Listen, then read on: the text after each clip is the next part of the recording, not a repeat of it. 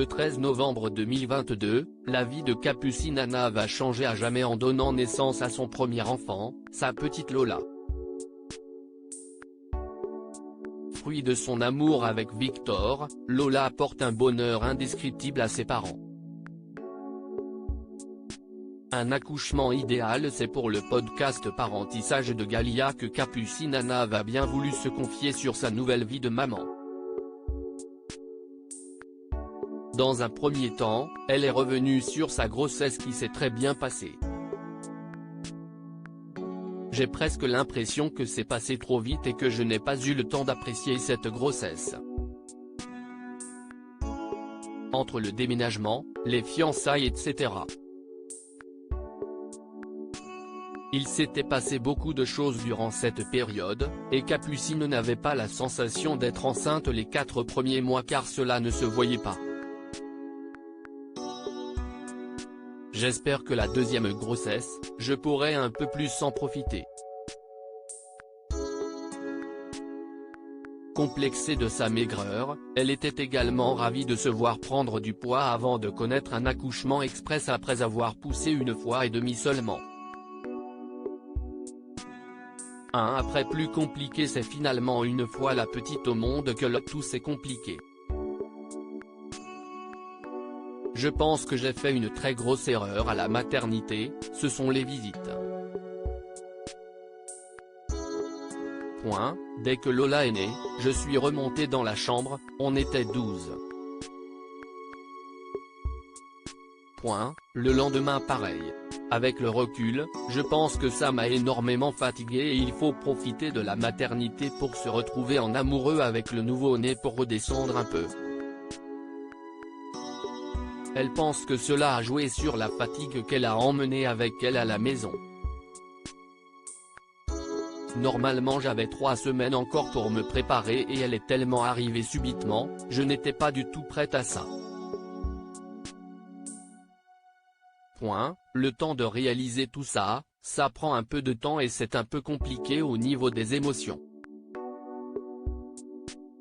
Sa plus grande difficulté alors était cette fatigue qui ne la quittait pas. Moi je suis une grosse dormeuse, je me suis rendu compte que le manque de sommeil c'est terrible.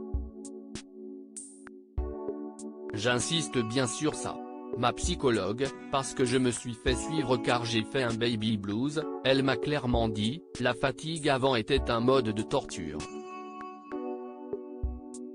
Par la suite, sa fille Lola a eu une bronchiolite à 21 jours seulement.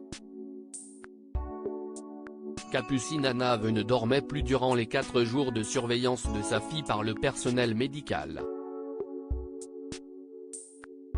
Ce cumul de fatigue a poussé Capucine dans ses retranchements. L'avant-dernière nuit, je crois que mon cerveau ne suivait plus et a failli décrocher parce que j'entendais carrément des voix. Elle a donc appelé sa mère pour qu'elle fasse la dernière nuit à sa place. Capucine Anna @Instagram une hypervigilance qui a entraîné le postpartum. Cette peur pour sa fille a déclenché une hypervigilance qui n'a pas du tout aidé, bien au contraire.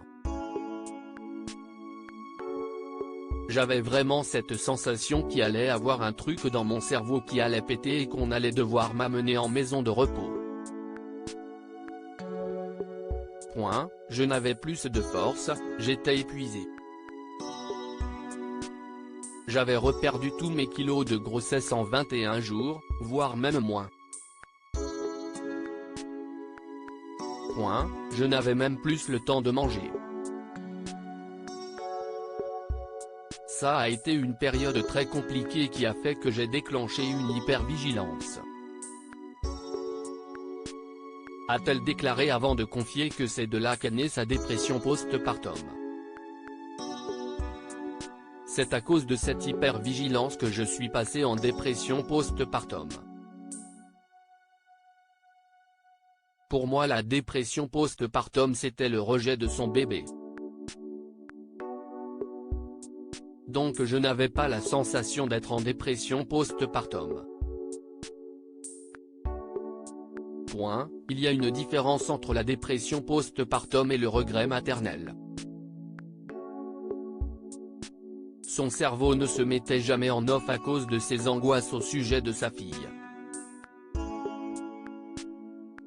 Avant je n'aurais même pas pu venir vous voir et la laisser avec la nounou, je pense qu'on n'est pas assez préparés, nous les femmes, à ça.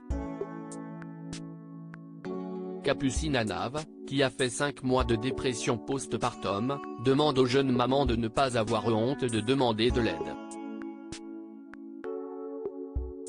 Désormais, Capucine Anave arrive à penser à un deuxième enfant, ce qui n'était pas le cas il y a quelques semaines de ça.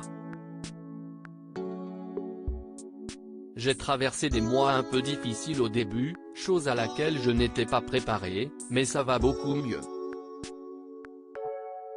Je suis hyper épanouie, je suis une maman heureuse.